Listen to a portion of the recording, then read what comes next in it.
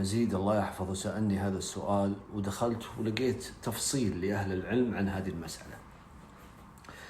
يقول لك اللي يعرف عنه في تربية الحمام أنه يطيرهن ويطلع فوق السطوح ويكشف عورات المسلمين ويستقبل حمام جيرانه ويكذب يقول هذه حقاتي مهمة بحقاته، اللي يعرف عنه هذه الطريقة في تربية الحمام هو اللي ما تقبل شهادته.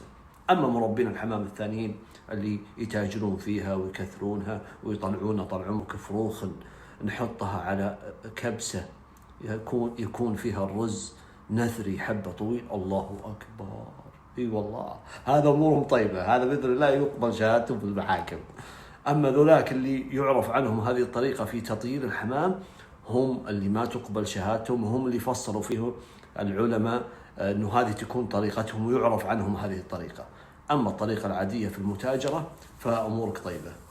ناوي على مشروع حمام الله يحفظك، وضبط لنا تكفى كم جوز فرنسي كذا نبي نكبس عليه، يكون حبة الرز نثرية لا طاحت على الصحن تسمع صوتها وانت في آخر الحارة. بارك الله فيك، اعزمنا بارك الله فيك إذا عندك.